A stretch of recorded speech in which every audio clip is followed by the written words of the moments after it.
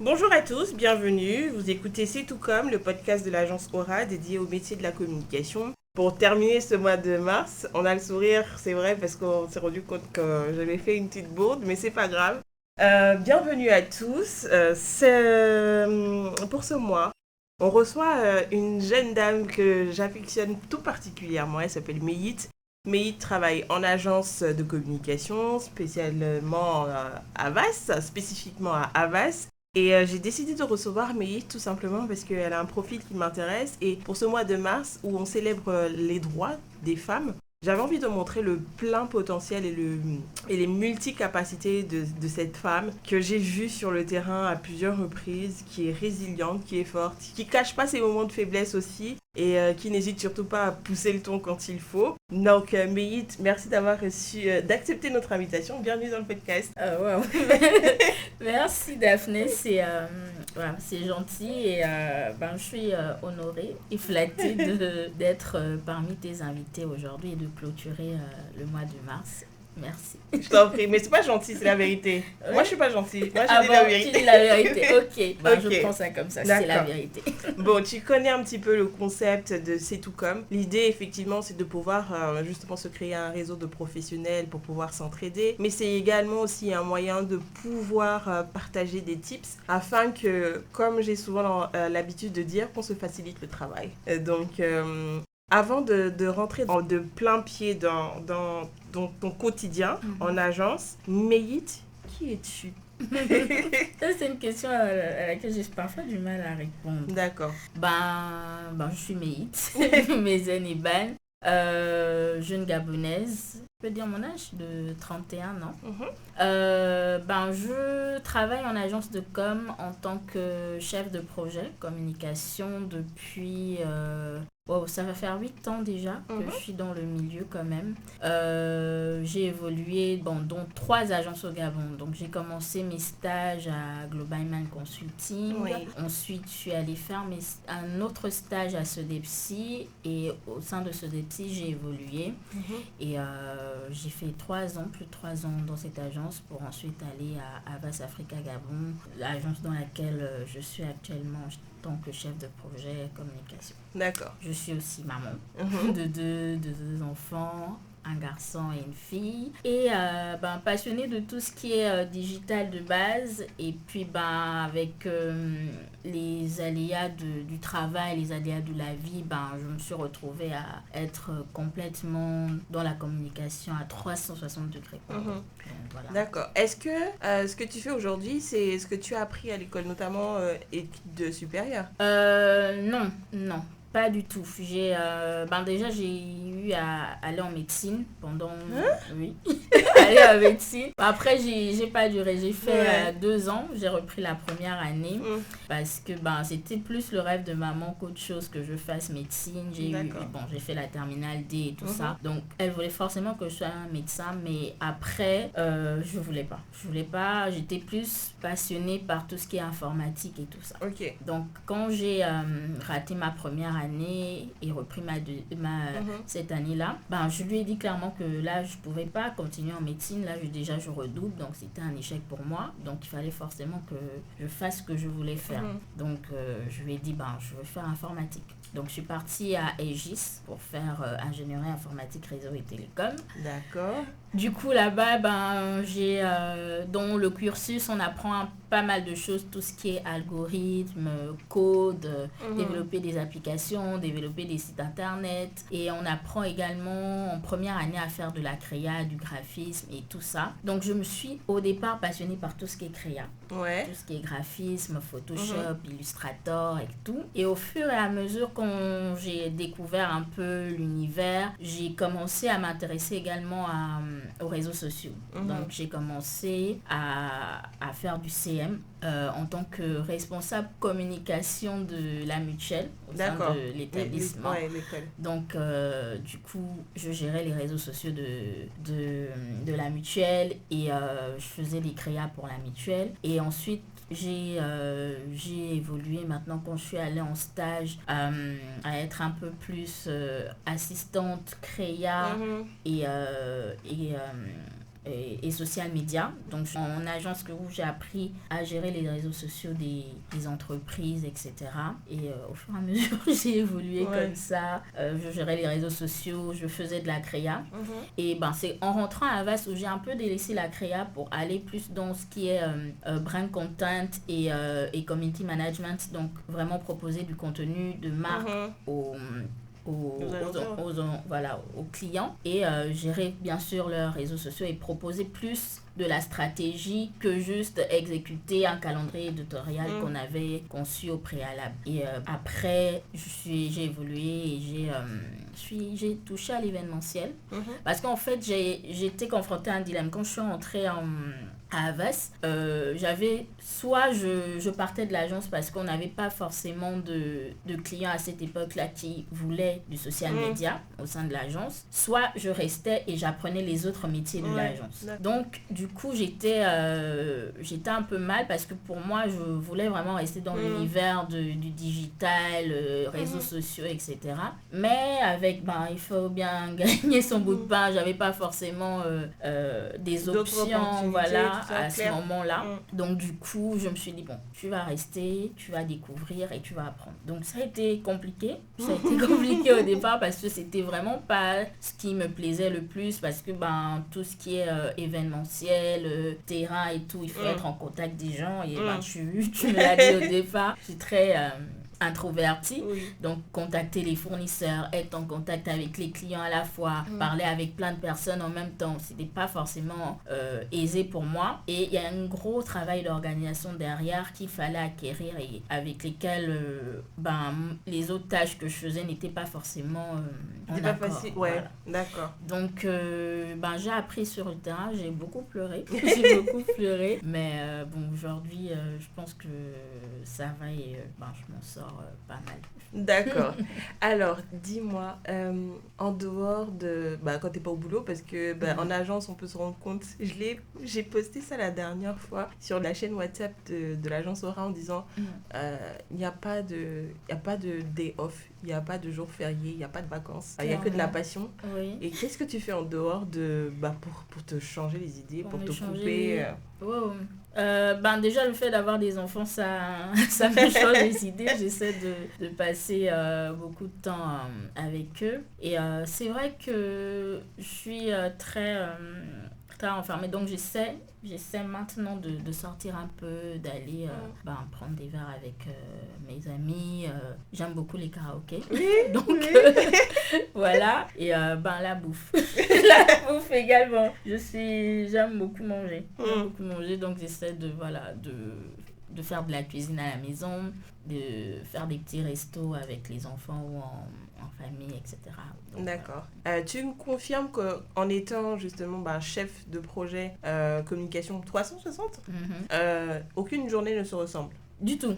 Okay. Du tout. C'est vrai qu'après, il y a des semaines où c'est assez classique, etc. Mais non, aucune journée n'est pareil. Tu vas jamais venir à l'agence et puis tu vas faire la même tâche du début à la fin.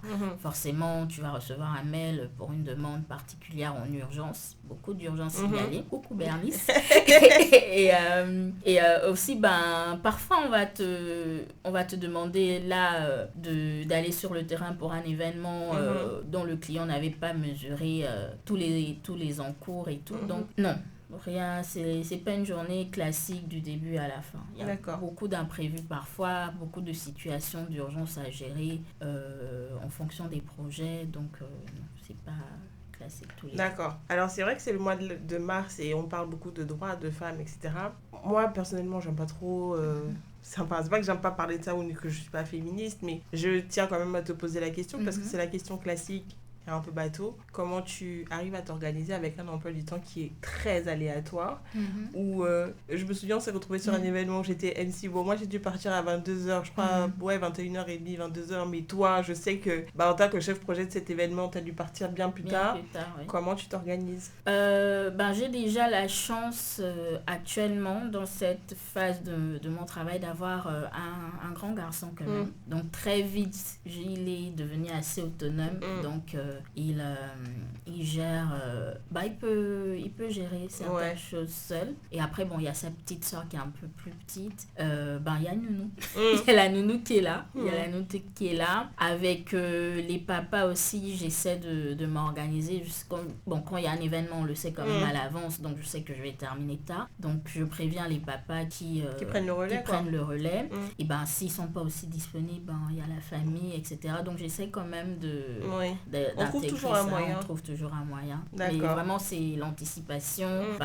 Pour les événements, on sait que voilà, l'événement c'est tel jour, je vais finir à telle heure, on appelle les personnes ressources et on gère. D'accord, très bien. Comme quoi l'organisation c'est important. Alors, mais là on va rentrer de plein pied dans le concept même de C'est tout comme. Et C'est tout comme tu le sais, c'est pour déconstruire certaines idées reçues. Parce que pour la communication, il y a certains qui pensent tout connaître. Oui. Et qui au final on se rend compte, c'est pas toujours si évident. Il y a des spécificités, il y a des nouveaux métiers chaque jour. Et dans notre contexte très gabonais, on se rend compte que parfois une personne fait le métier de 5 autres personnes au quotidien. Et j'ai envie de dire qu'on est des warriors. Dans tous les cas, je vais commencer avec la première idée reçue. En tant que chef de projet en agence de communication, il faut tout savoir sur les tendances et la communication en général, mais surtout les tendances, les nouvelles tendances. Il faut être à l'affût de tout. Est-ce que c'est vrai ou c'est faux quand on est chef de projet? Quand on est chef de projet, pour moi, c'est un peu vrai. Après, on peut jamais tout savoir, mais pour moi, je pense qu'il est important quand même d'avoir un regard sur ce qui se fait autour de nous, d'avoir les yeux sur les différentes tendances, les différentes actualités, parce que ça nous permet de nous adapter, d'adapter aussi la communication des clients, de proposer des choses qui changent, qui peuvent changer également. Donc oui, pour moi, tout savoir, c'est trop dire, mais voilà, avoir quand même un regard sur les tendances. Tu as des outils pour t'aider? Principalement les réseaux sociaux. Okay. Je suis très réseaux sociaux, très TikTok, très Instagram, très Facebook. La plupart des tendances, je vais les regarder sur TikTok, prendre les infos et peut-être me dire que telle idée, je peux l'adapter pour tel client et proposer et tout. Donc, c'est principalement les réseaux sociaux. Après, je m'abonne à beaucoup de newsletters également. Donc, la base des newsletters de Google, des newsletters d'agences de communication, de médias de communication tels que We.Are.com, etc. Il y a ça. Il y a aussi LinkedIn quand même. LinkedIn aussi sur tout ce qui est pro et tout. Donc, voilà. Bientôt, on aura un contenu très, très, très, très intéressant.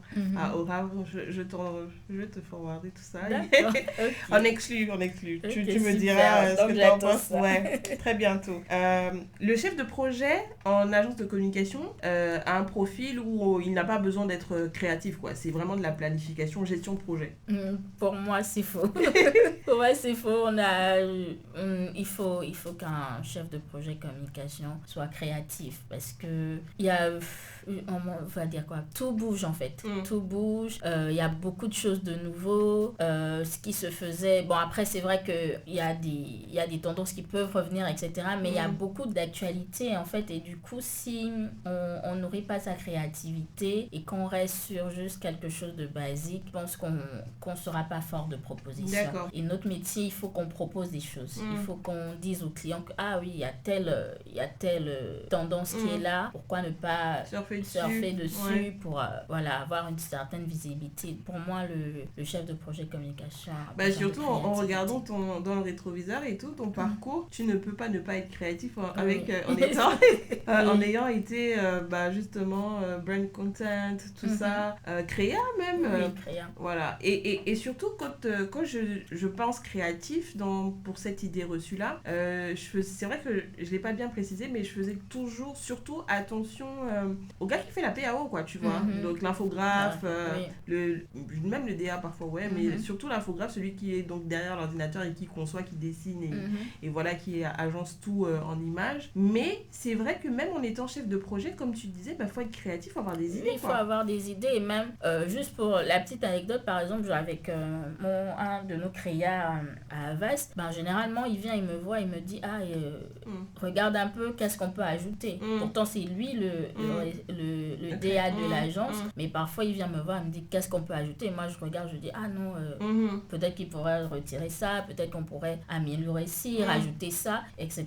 Je suis pas sur l'ordinateur, sur Photoshop, en train de faire la créa. Mes idées l'aident à améliorer son visuel. Donc, c'est important de développer sa créativité en tant que chef de projet. Et toi, toujours sur les réseaux, c'est comme ça que tu fais? Ou tu as d'autres habitudes à l'extérieur du boulot qui t'aident à être créative? Mes enfants. C'est vrai que vraiment ingéniosité plus. Les enfants, surtout le plus grand, parce que il est très jeu vidéo et très dessin. Il dessine beaucoup, des mangas surtout. Et donc, du coup, il m'arrive de lui poser des questions quand j'ai un blanc, quand j'ai besoin d'idées, etc. Il m'arrive de lui poser des questions, comment toi tu ferais, etc. Donc, oui, mes enfants, j'essaie de lire, j'essaie de me remettre à la lecture. Donc, la lecture un peu aussi, mais c'est beaucoup les enfants et puis aussi la nature. Parfois je marche, je vais à la plage et tout et je regarde et tout et puis je me dis il y a peut-être des choses qu'on peut prendre de la nature et intégrer ça et tout dans nos projets et tout. Donc il y a pas mal de choses, mais c'est vrai que ça reste principalement les réseaux sociaux. D'accord, ça marche. La troisième idée reçue en tant que chef de projet justement en agence, c'est que on l'a un petit peu évoqué, c'est qu'il ne fait que de la gestion et uniquement que de la planification, quoi. C'est-à-dire que tu sais que ton projet, tu le travailles, c'est pour le 1er mai, on va dire, et puis une fois que tu as tout calé, c'est fini, quoi. En gros, tu te tournes un peu les pouces, tu es tranquille, tu scrolles. Non, c'est vraiment pas ça du tout. Il y a, la planification, c'est extrêmement important. Il faut vraiment avoir un planning quand même détaillé, surtout si c'est un gros projet et que c'est un projet qui tire sur la durée. Mais il y a d'autres éléments à prendre en compte. On a parlé bien sûr de tout ce qui est créativité, etc. Ça former des tendances et tout ça, c'est important. Mais il y a aussi beaucoup de gestion de la personne. Déjà des clients qui peuvent être parfois très pointilleux, très là à te pousser parfois à bout. Et aussi des prestataires, parce que parfois tu vas gérer un prestataire. Je vais prendre l'exemple des goodies. Un prestataire qui doit fournir des goodies, etc. Et il vient et fournir les goodies, il n'y a pas le nombre qu'il faut. Il faut déjà compter les goodies en question. Et s'il n'y a pas le nombre, le rappeler au prestataire. Il y a par exemple un prestataire qui, on devait faire des beach flags et il n'y avait pas le support pour que les beach flags tiennent quand il y a du vent et tout. Et il me dit, non et tout, j'ai besoin, ce type de beach flag là, on ne fournit pas les supports. Si, en fait, on a besoin des supports parce que là, ça s'envole et tout. Donc, il fallait trouver une solution. Il fallait aller sur place. Ce jour-là, je suis allée sur place. Je suis montée dans la voiture du prestataire en question pour dire, mais il faut me donner mon support, en fait. Là, il ne donne pas les supports. Il faut trouver une autre solution. Appeler un autre fournisseur pour dire que là, j'ai besoin de tel support, j'ai 9 beach flags, le client doit être sur le terrain, il faut les supports en question. Tu éteins les feux, voilà. Et à ce moment-là, lui, le fournisseur qui nous a pas donné les supports, il nous demande son cachet. Non, en fait, il manque un truc. On peut pas te donner en fait tout l'argent que tu veux. Donc j'ai retiré les sous que j'ai dépensés pour acheter chez l'autre fournisseur. Donc ce sont des situations comme ça où c'est pas juste tu as planifié, ça s'est bien passé, tu coches une case et tu passes à autre chose. Non, il y a des imprévus qu'il faut gérer, il y a des fournisseurs qui ne livrent pas à temps. Il y a aussi tout ce qui est question de budget derrière, parce qu'on gère quand même certains budgets. Il faut s'assurer que les budgets soient respectés. S'il y a des besoins en plus, il faut trouver du budget, etc. Donc, il y a beaucoup de choses hormis planifiées qu'on gère derrière. D'accord. Alors, tu viens de nous répondre, hein, si tu veux, implicitement à la 4e idée reçue, c'est que c'est un métier que de bureau. Non, du tout. Du tout. Parfois, j'ai envie, par exemple, d'être vraiment, tu vois, la working girl, toujours bien apprêtée, talent aigu et tout. Après, je regarde ma réalité et je dis non, pas. Bon, un peu comme moi aujourd'hui, tu vois. Ouais, c'est assez Je difficile. suis tout le temps en babouche ou en basket ou petite sandale et tout. Rares sont les faux. Bon, les talents, c'est vraiment quand tu pars en rendez-vous client et tout. Mais la majeure partie du temps, tu es à plat parce que tu es sur le terrain. On peut t'appeler là et tout.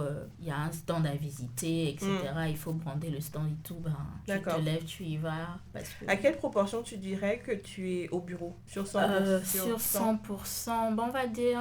je suis quand même 60, on va dire 60-40. Parce que ça dépend des périodes. Il y a des périodes où il y a beaucoup d'événements, forcément, tu vas beaucoup être sur le terrain. Mais la plupart du temps, on est au bureau. Après, voilà, mais d'accord. Je vais dire 60-40. C'est vrai que je suis pas beaucoup passée à Havas, mais en tout cas 2024-2025, les rares fois où je suis passée, t'étais pas là. Ah bon? Ouais, j'étais c'est pour dire. T'étais sur le terrain. Le jour des Meït, elle est là, elle va bien. Non, mais t'es sur le terrain, elle est pas fournisseur, tu vois, donc okay. Ouais, d'accord, je comprends ce que tu veux dire. La 5e idée reçue, c'est que le chef de projet, c'est lui qui est en contact avec le client. Oui. D'accord. Oui. Donc, chez nous, en tout cas, il est, c'est le point focal. C'est le point focal avec le client. On ne met jamais, très rarement, en contact, on va dire, par exemple, les créas, on ne met jamais en contact avec le client. Ou même si on gère des développeurs, etc., c'est vraiment le chef de projet qui prend les demandes et qui les retranscrit à l'équipe, etc. D'accord. Donc, oui, on est très un petit peu l'intermédiaire entre les équipes en interne et le client. Parce que, par mon expérience, par exemple, un client, s'il est confronté à un client, il peut avoir des clashs. Il peut avoir des clashs. Je ne sais pas pourquoi, sûr. Mais les créas sont très particuliers. Oui. Donc, du coup, généralement, on préfère quand même qu'il y ait un chef de projet qui gère les dossiers, qui transmet les messages au créa et puis on gère comme ça. Ouais, comme ça, c'est le chef de projet qui reçoit le what the... Voilà. Et pas le client. Et qui temporise un peu et tout. Ok, ça marche.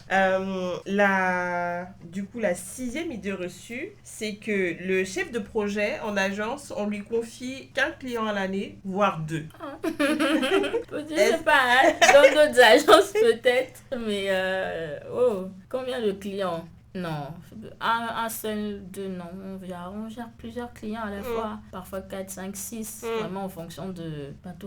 c'est en fonction de la période, c'est en fonction des sujets, mais il peut même arriver parfois, surtout si par exemple dans l'agence il y a des départs en congé ou des chefs de projet qui sont malades, mais que celui qui est là gère tous les clients à la fois. D'accord, donc tu es obligé de savoir un petit peu ce que tes collègues font, quoi. Oui. Vous travaillez pas en vase clos? Non.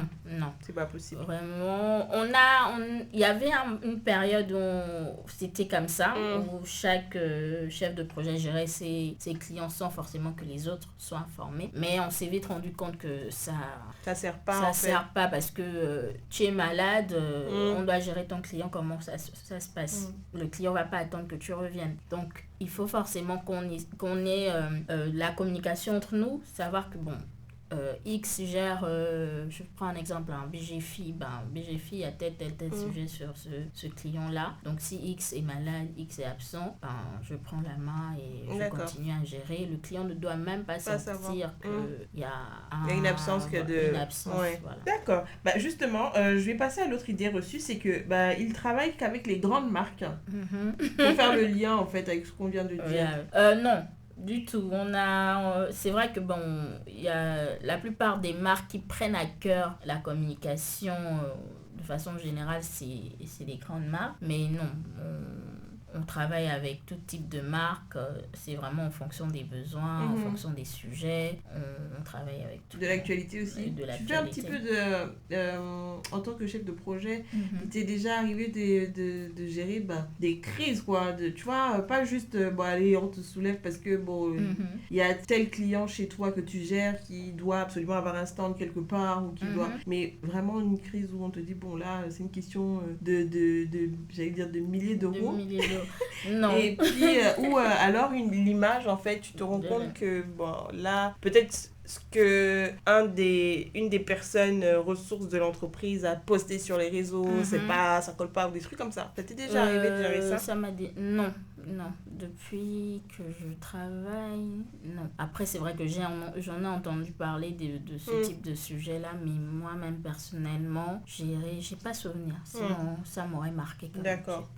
Ça marche. Alors, est-ce que le chef de projet en agence, il ne gère que les campagnes publicitaires et après, une fois que c'est lancé, une fois que le projet est sur lequel il travaille, il a planifié, il a coordonné, il a mis en relation, une fois que c'est fait, c'est fini. C'est-à-dire que le projet est livré, ça y est, son travail, il passe à autre chose. Non, du tout. Qu'est-ce qu'il faut faire après? Enfin, quelles sont les tâches que tu t'imposes, toi? Déjà, la campagne, généralement, quand on planifie une campagne, c'est sur un laps de temps. La plupart du temps, on va dire, c'est sur un mois. Par exemple. Donc du coup, on lance la campagne sur les différents supports. Mais il faut déjà, quand la campagne est lancée, qu'on prouve aux clients que la campagne est lancée. Donc on propose ce qu'on appelle un statut d'implémentation. Donc on va présenter, le client, tu es sur tel support, tel spot passe à telle radio, voilà, ton spot est à telle télévision. Si c'est sur le digital, voilà, on a lancé le sponsoring de ta publication. Déjà, on s'assure qu'on lui montre que voilà, ça a été fait. On en voit. Mais après, il y a un suivi derrière. Si, encore, à la télévision, c'est important quand même de suivre. Il faut suivre que réellement le spot est lancé, que voilà, le spot passe aux heures prévues. Mais ça, normalement, c'est quand même... les régies sont assez droites dessus. Donc, on ne va pas être pointilleux extrêmement dessus. Mais, par exemple, sur les réseaux sociaux, on va regarder les chiffres. On va regarder le sponsoring a été lancé, quels sont les chiffres du post, est-ce que ça évolue bien, si ça n'évolue pas bien, pourquoi, analyser les chiffres derrière, se dire que pourquoi là à telle période il y a pas eu de pic, ou il y a eu un pic et après c'est linéaire. Donc on va quand même avoir un regard sur la suite. On va pas juste laisser la campagne rouler et puis on va à autre chose. On va vraiment regarder, analyser et bien sûr, surtout pour le digital, rectifier le tir souvent. Parce que parfois, il y a des campagnes on va les lancer, ça va pas bien fonctionner, on va peut-être ajuster le budget ou bien toucher d'autres plateformes, etc. Donc, c'est ce travail-là qu'on va faire. Et après, bien sûr, à la fin de la campagne, quand la période est finie, on va proposer un rapport d'exécution. Là, la campagne est terminée. Il y a eu tel résultat sur les réseaux sociaux, il y a eu tel résultat en display par exemple, et puis voilà. Et puis c'est là où arrive le chèque. Voilà. Parfois, même si on a souvent des retards. Les clients là aussi, il y a très souvent des retards de paiement. Alors, l'avant-dernière idée reçue, non c'est la dernière, en tout cas moi ce qui me concerne, c'est que c'est un métier stressant. Oui. Oui, c'est stressant parce que on a vu plus haut, on gère pas qu'un seul client. On gère plusieurs clients. Donc imaginons s'il y a des journées où tes 4-5 clients t'appellent en même temps pour chacun ses soucis, c'est du stress quand même. Ou sur un événement, on a eu à faire un événement en fin d'année pour un client. Et sur le papier tout allait bien. L'événement au départ se passait super bien. Maintenant arrive le moment de la diffusion des supports de communication sur l'écran et on se rend compte que l'écran ne passe pas. Le prestataire est là, mais l'écran... La technique quoi. La technique. L'écran ne passe pas et la majorité de l'événement était basée sur cet écran-là parce qu'il y avait une révélation à faire, etc. Et on se retrouve pas d'écran. Il faut trouver une solution. C'est pas l'événement où j'étais là. Peut-être. C'est du stress parce que le client te regarde, il est en face de toi. Il y a le ministre qui est là, il y a 2 ministres qui sont là. Il y a le stress qui est là. Tu as une pression de fou parce que il y a un événement, il faut que ça finisse bien. C'est une grande marque quand même. Et toi, ton écran que tu as prévu depuis des mois, il fonctionne pas. Donc c'est assez stressant. Et d'ailleurs, à la fin de cet événement, je suis rentrée chez moi. J'ai pleuré. Je me sérieusement, j'ai pleuré parce que Ouais. c'était pour... Il fallait que ça réussisse et on s'est foiré. Bon, après, c'est pas nous directement, c'est la technique, etc. Ce sont des choses qui peuvent arriver. Mais quand tu as ça, bah, forcément, tu es stressé. Bien sûr. Et ben, voilà, et c'est... Après, je vais pas dire que c'est le quotidien parce qu'il y a des journées qui sont chill, on va même jouer, s'amuser, etc. Mais oui, c'est stressant. D'accord. Alors, donc, comme tu sais, c'est que ça repose, surtout comme repose sur des idées reçues. J'en ai listé 9. S'il fallait que tu nous donnes la 10e idée reçue par rapport à ton job, laquelle tu nous énoncerais? Wow. Il y a plein d'idées qui me viennent à l'esprit là. Bah, l'idée reçue sur laquelle c'est un travail de femme. Pour moi, bon après c'est vrai que en tout cas au niveau du Gabon, on voit beaucoup de femmes.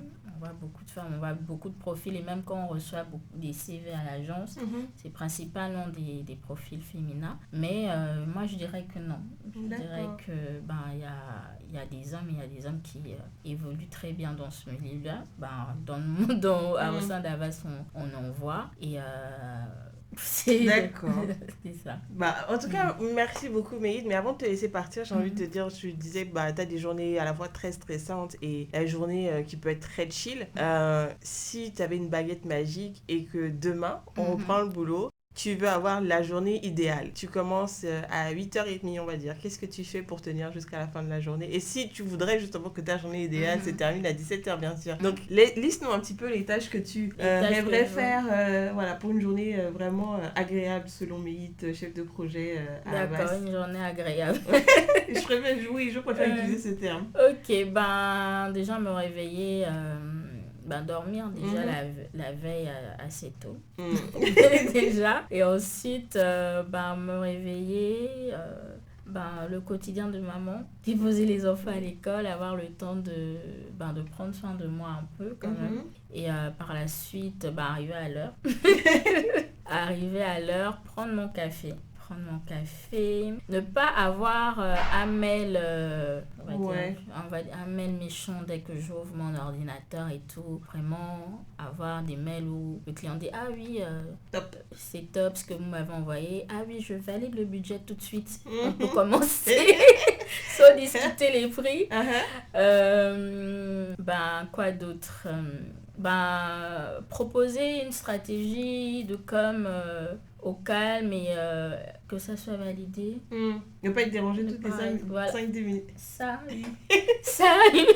Oh putain, ça, oui, j'avais oublié ça. Mythe ici. Wow. Oui, ça, ne pas être dérangé. Ça, oui, mais si déjà il y a ça, ce serait bien. Ce serait bien? Oui. Je ne vois que c'est important. Effectivement. Ce serait bien. Et partir à l'heure. À l'heure pour toi, c'est quoi? C'est 17h. Parce que nous, à c'est 9h, 17h, donc ce serait 17h. Ah, génial. C'est bon. Tu pars jamais à 17h.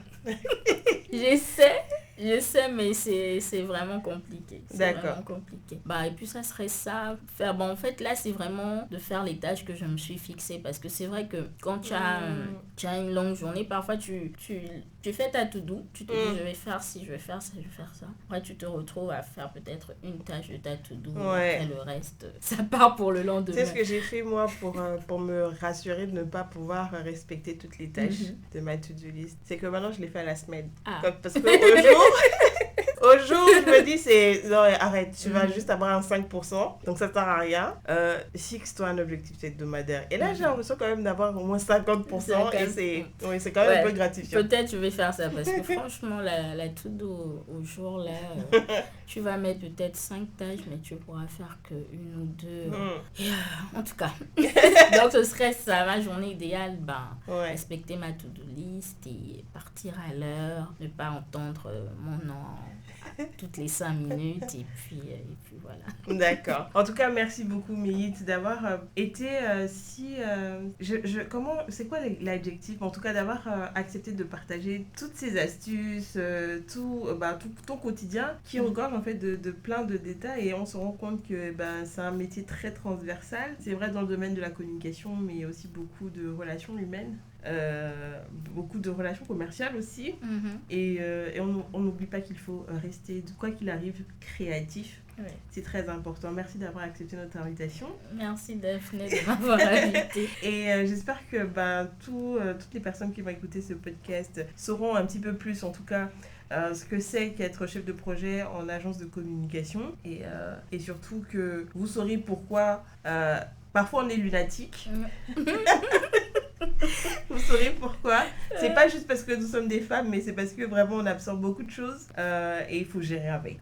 Merci encore. Et à vous, on se retrouve très prochainement pour un nouveau numéro de C'est tout comme. On va vous faire découvrir encore un autre profil du vaste métier, en tout cas de ce grand écosystème de la communication au Gabon. Mais je te souhaite une belle journée. Et comme je le disais, en communication, il n'y a pas de jour férié. On enregistre un jour férié. Oui, Merci pour ta disponibilité en tout cas. merci à toi Daphné. Bonne fin de journée. Et à vous, ciao.